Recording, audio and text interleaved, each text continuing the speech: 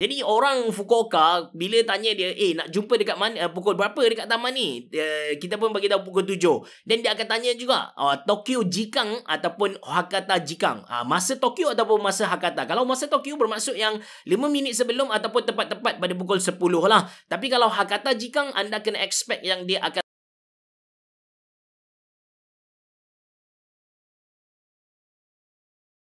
Okey, Assalamualaikum warahmatullahi wabarakatuh. Bertemu kembali kita dalam channel Ashraf Jeffrey. Yang mana dekat channel ni anda tak perlu nak tonton pun video ni, anda just dengar apa yang saya membebel. Anda boleh terus buat kerja anda ataupun anda boleh main game lah.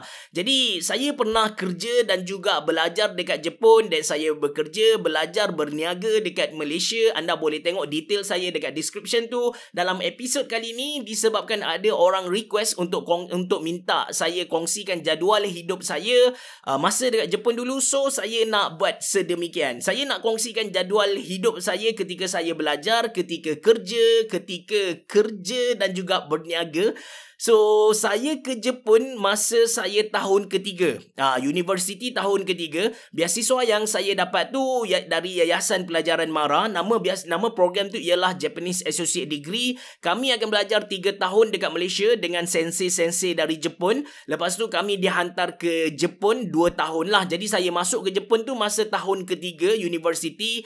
Masa tahun ketiga tu memang padat dengan pembelajaran. Saya akan bangun tidur dari pukul 8 pagi. Lepas tu kita akan ke sekolah universiti. Dekat Jepun ni universiti kita panggil daigaku. Tapi bila kita bercakap dengan kawan-kawan kita ataupun dengan orang Jepun sendiri, kita tak bahasakan universiti. Kita akan bahasakan sebagai sekolah kita. Kita akan cakap gakko. Gakko tu sekolah lah. Jadi saya pergi ke universiti, lepas tu belajar, ada dia punya kuliah-kuliah ceramah semua tu sampai pukul 4 ataupun 5 petang. Kemudian saya sambung buat part time dekat sana pada pukul 6 sampai pukul 7 petang, iaitu part time untuk cuci, lap papan hijau, kutip sampah dalam dewan-dewan besar macam tu. And dapatlah sehari tu dapatlah dalam 40 ke 50 ringgit Malaysia. Tak banyak, tapi kerja pun sebenarnya tak susah pun. Kerja memang relax gila. Walaupun sejam waktu bekerja, biasanya 30 minit dah settle kerja. Saya punya bos ketika tu memang baik gila, tapi dia suka argue lah macam, kau ni dekat Jepun pun solat padahal Tuhan kau dekat Malaysia, dekat Jepun dia Tuhan dia lah kan. So kita pun ceritalah dengan keterbatasan bahasa Jepun ketika tu. Memang tak pandai nak sembang tentang agama, nak terangkan pasal halal pun susah gila. So kita cuba jawab dengan jawapan kita, tapi dia suka main-main lah. So, lepas tu balik tu tak ada buat apalah. Balik tu kita main game ke apa-apa. Dulu memang banyak main game juga. Ragnarok. Lepas tu saya ada main. Masa tu ada satu game yang best, iaitu Legend of Edda. Lepas tu ada banyak lah game-game yang kita orang main. Lepas tu masuk tahun keempat dekat Jepun ni, universiti tahun keempat dia memang fokus kepada final year project. Setiap orang kena masuk dia punya lab masing-masing. Kalau anda masuk lab yang power, maka anda punya kehidupan tu akan busy dengan anda punya eksperimen, dengan anda punya research lah. So bagaimana kita nak define lab tu power ataupun tak? Dekat Jepun ni ada banyak company yang akan support research ni. Macam contoh kawan saya, dia punya lab tu dibayar oleh Sony untuk test antena. Jadi mereka kena bincang tentang antena dan sebagainya. Bukan sahaja research cost tu ditanggung, tapi kawan saya tu pun dapat dapat bayaran dari Sony sebanyak RM300 Malaysia sebulan. Bayangkan buat research, which is memang kena buat pun untuk grad kan, tapi dapat lagi bayaran. Yang tu best. Tapi saya punya lab dia sangat-sangat sempoi. Lab yang tak berapa belajar sebenarnya. Saya buat apps untuk iPhone. Saya buat game ketika tu. Game simple gila. 2012 kan ketika tu. So saya tak pergi lab sangat lah. Saya banyak buat kerja-kerja luar macam part time. Tapi part time pun tak banyak buat juga. Saya banyak duduk rumah main game. Lepas tu adalah juga tulis blog. And kalau anda tertanya-tanya macam mana Abai Cerah boleh ingat lagi kisah-kisah 2012, 2011 ni. Actually saya memang tulis blog dari 2006. Lepas je saya keluar dari sekolah menengah, dari SPM tu, saya memang dah start tulis blog dekat Blogspot. And saya tulis hari-hari kehidupan saya. Dari situ saya boleh nampak lah saya punya perkembangan dari zaman kecil-kecil. Suka tulis perkataan aku, AKU. Saya suka tukar kepada AQ. Nampak budak WeChat dekat situ kan. Dan sekarang bertukar dari AQ balik kepada aku. Aku bertukar kepada saya lah. Nampak lebih formal bila kita nak tunjukkan diri kita kepada audience kan. So that's why saya ingat cerita-cerita ni. Saya memang tulis hari-hari saya buat apa dan sebagainya. Dia macam diary lah. Jadi tahun keempat tu saya ada buat juga bisnes macam travel agency, which is tak berjaya. Macam saya cerita dalam video sebelum ni, banyak rugi daripada untung. Saya ada jual juga iPhone second hand. Saya ada jual juga Dumbo, which is figura macam tu. Yang tu memang untung besar lah.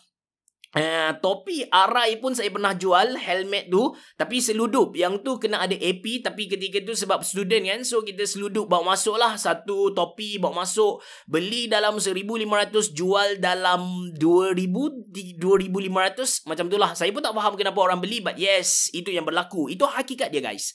So jadual masa Yongneng Say ataupun tahun keempat saya tu tak ada benda yang menarik untuk dikongsikan. Jadi kita lompat kepada zaman saya kerja. So mula-mula kerja tu dekat Shinjuku, dia ada macam probation period lah. Saya kena pergi Kenshu, saya kena pergi training untuk semua department yang ada dekat, bukan semua department lah, semua stage yang ada dalam department metal saya. So saya kena pergi buat sales, lepas tu saya kena pergi kilang, tengok macam mana proses pembakaran scrap, lepas tu tukar jadi emas, kita kena pergi tolong dan sebagainya. So masa Kenshu KENSHUU, Kenshu training dekat Shinjuku, jadual hidup saya memang senang gila, which is saya bangun pada pukul 6 ready, pukul 7 naik train, dan pukul 8 sampai, dan pukul 9 start kerja. Tapi syarat ketiga tu, saya kena register diri ataupun punch in pada 15 minit sebelum waktu bekerja. Maksudnya kalau bekerja start pukul 9, saya dah kena ada dekat, kerja pukul 8.30, so saya kena ada pukul 8.15 minit lah. Dia 15 minit awal. Itu syarat yang ditetapkan kepada kami.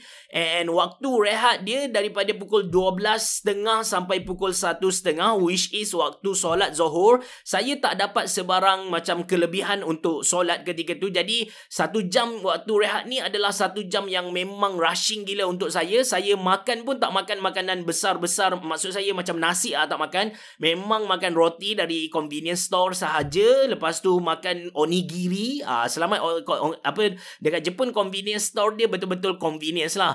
And lepas tu balik kerja pada pukul 6.30, sampai rumah tu dalam pukul 8 macam tu. And kalau saya down ketika tu, saya pukul 8.30 saya keluar rumah, and saya duduk dekat taman menangis bla bla bla sambil dengar lagu Kobukuro Sakura. Anda boleh search dekat YouTube lagu dia.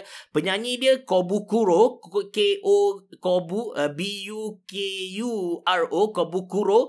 Nama tajuk dia Sakura. Sakura, bunga sakura tu. Memang best lagu tu. Anda kena tengok dengan maksud-maksud dia sekali. Lepas tu, itu kalau saya buat training dekat Shinjuku. Kalau saya training dekat Saitama, dekat kilang company tu, saya kena bangun lagi awal sebab saya kena masak bento, saya kena masak bekal. Pukul 4.30 pagi tu saya dah kena bangun, solat subuh dan sebagainya. Lepas tu masak makanan bekal untuk bawa pergi ke kilang tu. Sebab area kilang saya tu dia memang tak ada convenience store, tak convenience langsung kawasan tu. Lepas tu makan tengah hari dihidangkan oleh Shokudo ataupun kita panggil dewan makan tu. Tapi dewan makan tu memang tak serve makanan halal lah, ataupun ikan pun dia tak serve. Dia memang banyak serve daging disebabkan orang banyak guna tenaga dekat situ kan. So saya tak dapat lah makan dekat situ. Saya kena bawa sendiri makanan. Biasanya saya akan paling senang saya akan bakar ayam, ataupun paling senang lagi kalau saya malas saya akan buat sausage dengan nasi lah. Sausage dengan nasi dah good enough untuk saya ketika tu. And surprisingly dekat Jepun, kalau anda pandai guna dia punya rice cooker, anda akan dapat rasa nasi dia sangat-sangat sedap. Walaupun tak pakai apa-apa, walaupun tak ada lauk pun, anda boleh makan nasi saja. Sebelum saya sampai dekat Jepun, saya tak pernah terfikir yang makan nasi tanpa lauk. Tapi bila dah sampai dekat sana, surprisingly yes, nasi dekat Jepun, kalau anda pandai pilih brand, anda pandai guna rice cooker dia, anda boleh makan macam tu saja. Tak perlu nak tambah lauk dan sebagainya. Mungkin Mungkin bunyi macam exaggerate sikit, tapi percayalah kalau anda tanya orang Jepun sendiri atau siapa-siapa yang memang dah duduk dekat Jepun lama-lama, dia akan cakap nasi Jepun sedap gila. Lepas tu lepas dah masak bekal, saya kena naik train pada pukul 6 pagi sangat awal, sebab dari tempat saya duduk ke Saitama tu lama gila, nak ambil masa dalam 1 jam 45 minit. 7.45 dah sampai dekat stesen yang saya kena naik bas pula. Dari bas tu sampailah dekat kilang dan sebagainya tu. Dia punya perjalanan saja tu dah lebih kurang dalam 3 jam lah, dekat 3 jam macam tu. Lama gila masa dia. Dan balik rumah dalam pukul 8 juga, dapatlah sampai rumah dekat pukul 8. Lepas tu menangis dan sebagainya. So itu jadual hidup saya ketika start kerja. Lepas tu saya dihantar ke Fukuoka. Fukuoka ni dia relax sikit lah. Relax sikit sebab jarak tempat saya duduk dengan office tu tak jauh sangat, sekitar 2 km. Saya pergi pun dengan naik basikal. Pagi saya bangun pukul 7. Lepas tu masak, makan biasanya saya tak masak ketika tu. Biasanya saya akan masak pada hujung minggu. Saya masak untuk 6 hari seteruslah, 6 hari terus. Senang. So saya makan pagi, lepas tu naik basikal sambil pakai kot. Pakai kot naik basikal pergi ke office. Mantap gila, memang Jepun gila. Lepas tu menarik tentang Fukuoka ni, just a side story. Fukuoka ni dia tak macam Jepun. Orang tanya saya, habis cerah, dekat Jepun ni memang orang dia strict dengan masa. Which is betul. Orang Jepun sangat-sangat strict dengan masa. Macam saya bagi tahu lah, masa saya duduk dekat HQ, dekat Shinjuku tu, saya kena ada 15 minit sebelum. Itu adalah common sense dekat Jepun lah, 5 minit sebelum lah. Tapi saya 15 minit sebelum. Tapi menariknya, however, walau bagaimanapun, dekat Fukuoka sedikit berbeza. Dekat Fukuoka dia ada satu istilah ataupun culture yang dipanggil sebagai Hakata Jikang. Hakata merujuk kepada bandar dekat Fukuoka tu. Jikang adalah masa. Jadi kalau kita translate dalam bahasa Melayu, masa Hakata lah. Apa yang dimaksudkan dengan masa Hakata ni ialah mesti lewat 10 minit. Jadi orang Fukuoka bila tanya dia, nak jumpa dekat mana, pukul berapa dekat taman ni? Kita pun bagi tahu pukul 7. Dan dia akan tanya juga, Tokyo Jikang ataupun Hakata Jikang. Masa Tokyo ataupun masa Hakata. Kalau masa Tokyo bermaksud yang 5 minit sebelum ataupun tepat-tepat pada pukul 10 lah. Tapi kalau Hakata Jikang, anda kena expect yang dia akan lambat sikit. Cuma dekat Malaysia kita ada satu lagi masa kita panggil sebagai lift. Masa lift. Dekat mana bro? Dekat lift kan. Tunggu sejam 2 jam pun tak sampai lagi. Dekat lift. Itu just sampingan lah. Cuma Hakata Jikang ni dia tak valid waktu kerja. Dia just valid macam waktu casual lah. Kita nak jumpa dating ke, kita nak lepak dengan kawan-kawan ke, maka adalah Hakata Jikang. Tapi kalau waktu kerja dia sama juga. Satu Jepun dia memang tepati masa. Ada satu kisah lah. Satu kisah yang mana saya tak pasti saya dengar dari mana. Dia punya sanad tu tak bersambung. So dikatakan ada seorang Jepun ni, dia pergi dekat Jerman. Dia nak buat kerja dengan orang Jerman. Lepas tu dia janji pukul 10 pagi. Orang Jerman tu datang pukul 10.15. Dan orang Jepun marah Jerman tu. Dia marah macam mana datang lewat dan sebagainya. Dan orang Jerman tu marah balik. Projek tu cancel. Sebabnya dia bagi tahu, orang Jerman tu bagi tahu, aku tahu kau tepati masa, tapi tu dekat Jepun, tapi dekat Jerman kita follow cara aku. Dia something like that. Tapi saya tak tahulah cerita ni betul ke tak. Tapi yang pasti itu yang saya dengar. Balik pada jadual saya tadi, maka pukul 7 saya akan pergi ke office saya, bangun pagi, lepas tu sampai dekat office dalam pukul 8.20 macam tu. 8.20 dah kira awal lah kalau bukan HQ. Lepas tu kerja sampai pukul 6 ataupun 7 petang. Pukul 6 saya dah boleh balik dah. And saya jenis tak kisah langsung dengan budaya Jepun.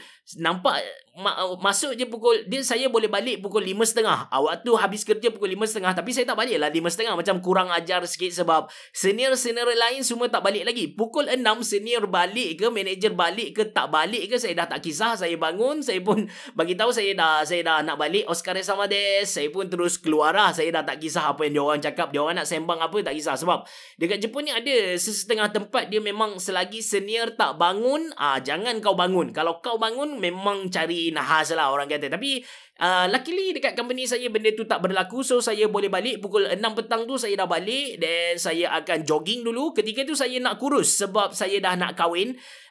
The next year tu saya nak kahwin. So saya kuruskan badan. Bayangkan saya masa belajar dulu 72 kilo. Dan saya dapat kurus. Masa kahwin tu berat saya ialah 56 kilogram. Dan sekarang berat saya ialah 80 kilogram. Dia macam rebound sah. And malam tu adalah saya pergi lepak-lepak. Saya tak ada lepak lah. Saya main game lah. Biasanya saya main game dalam waktu gelap. And game apa? Game Ragnarok jugalah. Tak ada game lain. Memang game tu je saya main. Lepas tu saya balik ke Malaysia. Saya kerja dekat area Highcom tu, Highcom Industry dekat Shah Alam juga.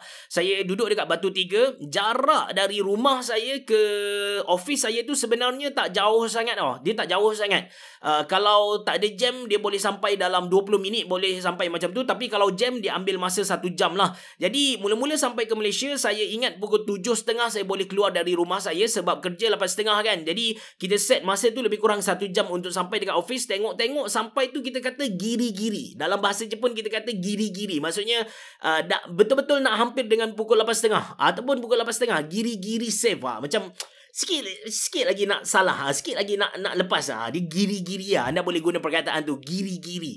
So saya pun tukar jadual. Biasa saya keluar pukul 7.30. Saya tukar ke 7.15. Sama juga sampai dekat-dekat pukul 8.30. Giri-giri lah. Lepas tu saya tukar ke 7.05. Bam! Saya sampai 7.30 guys. Bayangkan sebab beza 10 minit tu kesesakan lalu lintas tu berbeza. Jadi saya dapat sampai awal. Saya dapat makan breakfast. Saya ni jenis memang kena makan nasi waktu pagi. Orang Kelantan memang kena makan nasi waktu pagi. Kalau anda ada kawan orang Kelantan, kalau dia tak breakfast, anda tanya dia, tak breakfast ke? Kalau breakfast, nak nasi apa? Kena tanya nak nasi. Roti tak main lah. Tapi sekarang dah ada kot roti. Roti pun kalau saya makan 3-4 kot pagi kan. Lepas tu, alright, so itu jadual saya. Yang menarik yang saya nak kongsikan dengan anda, orang Jepun ni dia memang macam robot sikit lah. Kalau dekat Tokyo, kalau anda naik train pada waktu pagi, anda tengok pukul 6.30 pagi, anda masuk ke pintu train yang sama, anda akan jumpa orang yang sama, behavior yang sama. Katakan bila anda jejak kaki naik ke dalam train pada pukul 6.30 dan 6.31 tu anda boleh nampak orang depan anda dia akan pakai earphone, orang kiri anda dia akan garu kepala. The same behavior every day. Seriously, macam robot. Macam saya duduk dekat Fukuoka kan, saya kan ulang alik ke tempat kerja tu dengan basikal. Saya akan tengok orang tu siram pokok pada waktu yang sama. Saya boleh bagi greeting Ohayo gozaimasu kepada orang yang sama dengan kedudukan yang sama. Kalau dia membongkak masa saya bagi tu, the next day, the next day, the next day, dia memang membongkak macam tu lah. The exact same. The exact time lah. Waktu yang macam tu dia jadi macam tu. Seriously, macam robot gila. Benda ni anda akan perasan kalau anda ulang buat benda sama dalam masa seminggu macam tu. Anda perhatikan di sekeliling anda memang sama. Sebiji sama. Tak ubah langsung. Memang robot gila. And bab masa ni sebenarnya kalau kita orang Islam kan, memang Allah dah ajar kita tentang masa ni. Bukan surah An-Nas sahaja, tapi kita tengok setiap hari Allah dah tetapkan supaya kita solat 5 waktu dengan waktu-waktu yang memang dah sebenarnya dah fix lah dekat situ. Bila maghrib, bila zuhur, sebab kita bukan tengok masa yang berjalan tu, tapi kita tengok keadaan matahari dan sebagainya tu. That's why masa tu dah fix, and Allah dia tak zalim, dia tak bagi satu masa saja. Contoh zuhur pukul 1 saja, tak. Tapi Allah bagi kepada kita satu tempoh masa, and kita boleh pilih nak solat waktu bila. Of course paling awal paling afdal lah kan. Tapi kita boleh pilih. Allah bagi kepada kita kelonggaran dari segi tu. And sebut tentang masa juga, ada satu, saya suka berfikir tentang benda-benda yang melibatkan falsafah. Saya tak tahu benda ni penting ke tidak. Tentang masa kan, kalau kita tengok dalam Quran pun Allah kata wal asr kan, demi masa kan. So banyaklah tafsiran demi masa tu. Tapi ada satu benda yang saya nak ajak anda untuk berfikir. So Allah ni kita tahu Allah ni maha adil. Dia pun akan bagi benda yang setimpal kepada hamba dia. Dia akan bagi benda yang sama rata kan. Anda bayangkan orang yang diazab, orang yang mati ketika zaman Nabi Adam contoh, ataupun zaman Nabi Nuh ke, tak kisahlah, nabi-nabi terdahulu, ataupun even zaman Nabi Muhammad, contohnya Abu Jahal, waktu dia diazab dalam kubur tu, adakah sama dengan waktu orang yang diazab ketika esok nak kiamat? Faham tak maksud saya? Kan Kan waktu dia mati tu, contoh Abu Jahal ketika dia mati tu, waktu dia dengan kiamat tu kan panjang gila kan. So katakan ada seorang ni dia buat jahat gila, dia mati hari ni, esok kiamat. Esok kiamat kan. So macam mana waktu dia azab tu? Jadi saya suka bincang-bincang benda macam ni. And of course sebelum saya bagi tahu kepada anda ni, saya dah ada lah jawapan dia. Jawapan dia simple saja. Ke saya tak perlu share jawapan dia simple saja. Dia punya key jawapan dia, saya tak nak cerita tentang jawapan dia, tapi saya bagi clue dia. Allah ni maha adil lah. Allah ni maha adil. Tak kisahlah pukul berapa sekalipun, dia akan bagi benda yang sama kepada hamba dia. Masa ni sangat-sangat ajaib. Kalau kita suka dengan satu-satu benda tu, kita buat 10 jam pun kita tak sedar tentang benda tu. Tapi kalau kita tak suka dengan benda tu, walaupun 10 minit sekalipun, kita akan rasa dia lama gila. That's why masa ni sangat ajaib. Memang best kalau kita nak bahaskan tentang masa. Dan benda ni sebenarnya dia tak bersangkut paut dengan kita punya iman pun. Kalau tak tahu ke, tak faham ke, tak apa, boleh letak tepi. Yang penting kita dapat fokus kepada kehidupan kita. Kehidupan kita yang saya maksudkan tu, of course kita nak ke akhirat lah, kita nak ke syurga Allah tanpa hisap, tanpa kena sebarang kita kata azab-azab ni, kita tak nak semua. Kita fokus kepada benda-benda ni sahaja. Nampak tak penutup yang sangat bagus untuk video kali ni. Itu saja dari saya. Kalau anda suka dengan video ni, jangan lupa untuk tekan butang like, jangan lupa untuk subscribe channel YouTube Mona Lisa, dan saya nak bagi tahu kepada anda yang saya punya upload video hari-hari ni akan berakhir pada bulan ni. Untuk bulan depan saya akan upload maybe 2 ataupun 3 video seminggu sahajalah. Kalau anda ada apa-apa soalan ataupun apa-apa soalan anda nak tanya saya, sama ada pengalaman berkait dengan Jepun ataupun Malaysia ataupun nasihat dan sebagainya, anda boleh tulis di ruangan komen. InsyaAllah saya akan jawab pada next video. Assalamualaikum warahmatullahi wabarakatuh. Jumpa lagi.